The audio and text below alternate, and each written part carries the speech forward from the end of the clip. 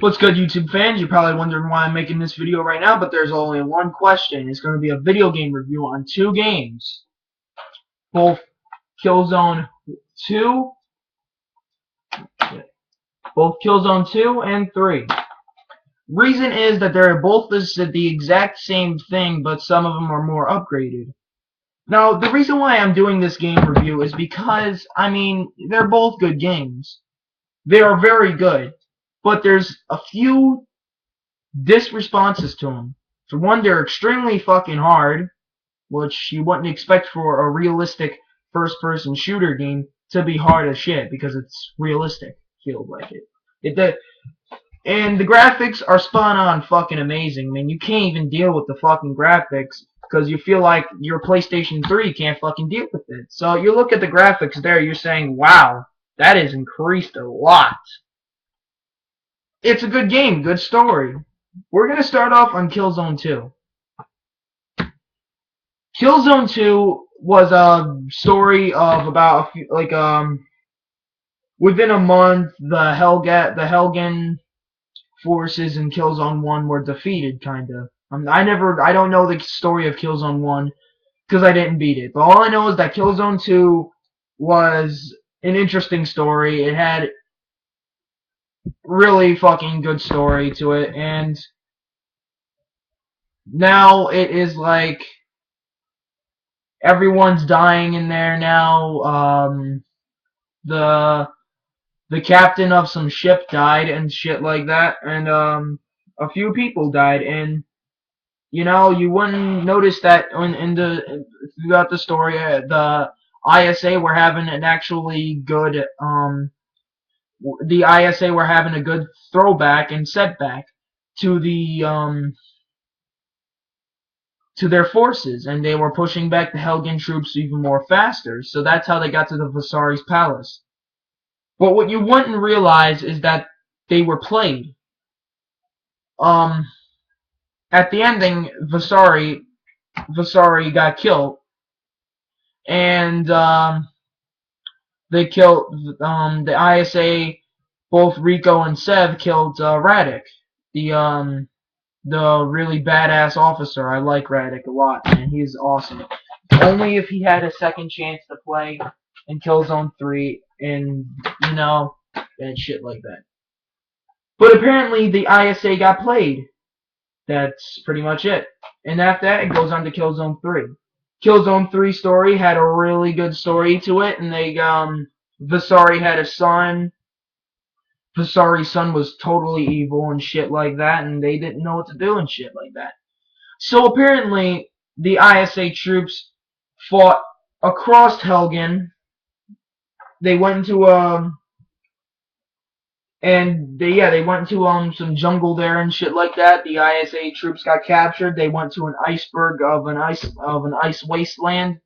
They got the troops, they got their loyal soldiers back, and now they all of a sudden they went to a dump. They went to a garbage dump. And now they tried to take down Chairman Stahl head on. They tried taking down the Helgen troops. So then they go up to space. This is where things start to get really weird and fucked up and shit like that. Apparently Chairman Stahl betrayed the Helgen forces, creating his own Helgen forces, killing his own forces and all that shit, yada yada yada.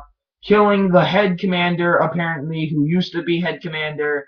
You know, the guy, the bald head guy with the mustache, looking like Mario for a second there, except he needs hair. But apparently, he dies and shit like that, so yeah. ISA troops getting their fighter ships and shit, getting the Helgen's fighter ships and shit like that, and then guess what happens? They try to kill Chairman Stahl, but then he lives. Then after that, it continues to Killzone 4, Shadowfall. Now, gameplay on both games. The gameplay on both games is very realistic. I mean, I didn't expect them to go pretty damn fucking far and shit like that with the graphics and the gameplay. But apparently, I didn't think they'd go too damn hard with the game's throwback. Unlike the Killzone 1. Killzone 1 had some non-realistic non-realistic movement, and all that other shit. It probably did, but you know, I haven't played Killzone 1 for fucking years, so don't freaking yell at me for that bullshit. But apparently, Killzone 2 and 3 had realistic graphics, realistic movement, the guns were amazing, and that's pretty much it. Both games were realistic, kinda. The gameplay, well, there's also a few bugs and shit like that, you know, where your character can't jump over some shit like he can't, and shit stuff like that, and always getting stuck in something. It happened to me a few times in Killzone 2 and 3, and you know, it's been a while since I have done a video game review that I have to put my deepest heart into, unlike a few other games that I did in the past few years that I kind of fucked up on, and I never did anything about the gameplay shit like that. Like, you know, some games I fucked up on. So, yeah. Killzone 2 and 3 had a lot of story, man. It was long, but it was short. It was a really good game, and I really enjoyed it a lot. I enjoyed almost the entire series, pretty much.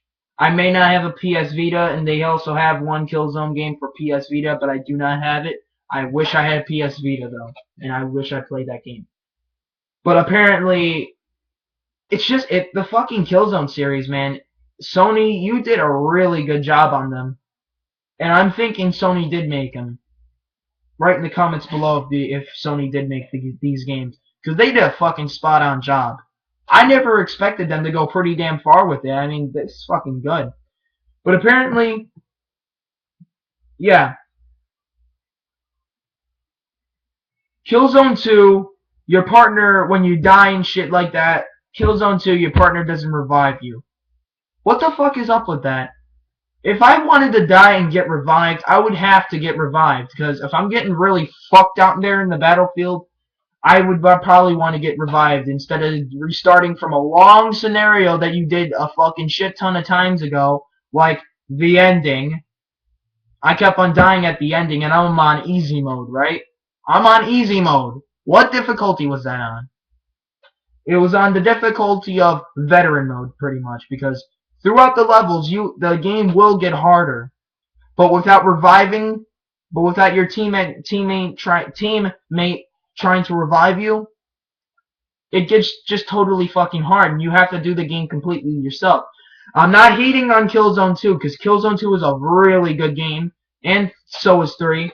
But the thing is, why? I want reviving on my game. I mean, come on, I paid like, how much for this game? I mean, I don't know how much I paid for it, because I got it for Valentine's Day a few years ago. But the thing is,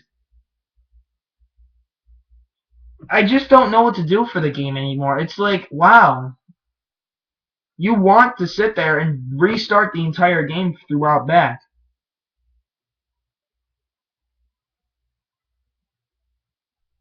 I'm not hating on the game. It's a good game.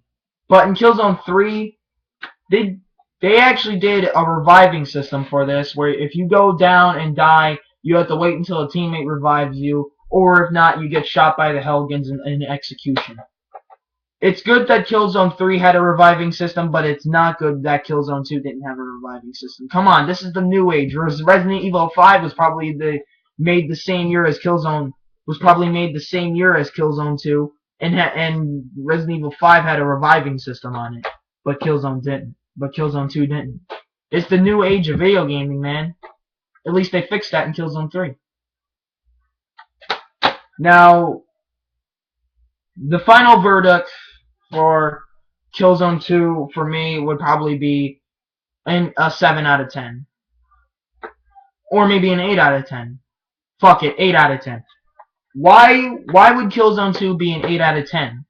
For one, they don't have a reviving system. And two, there's so many bugs in it that I've kind of ran into. So an 8 out of 10 for Killzone 2. And for the final verdict for Killzone 3, Killzone 3 would probably be a fucking shit, I don't even know, probably a 9 out of 10 because for one, they had a reviving system, and two, they fixed all the bugs, and 3, really good story, and 4, challenging. I like a good challenge. But Killzone 2 didn't actually put up a challenge. It put up a fucking feisty, bitchy, fucking whining, smashing your controller on your desk fucking problem. That's what Killzone 2 didn't. Killzone 3 wasn't like that.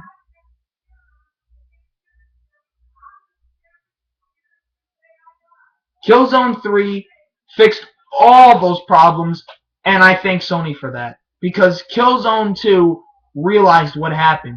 It may be a greatest hit of PlayStation 3 video game history, but Killzone 3 is in my book. Killzone 3 and Sony, Killzone 2 and Killzone 3 did a really good job in regaining my heart. And hell, I even had dreams of Killzone 2 and 3. For one, I still remember one dream. For one, I was working with 7 Rico trying to kill every single Hogan soldier, and it was fucking worth it.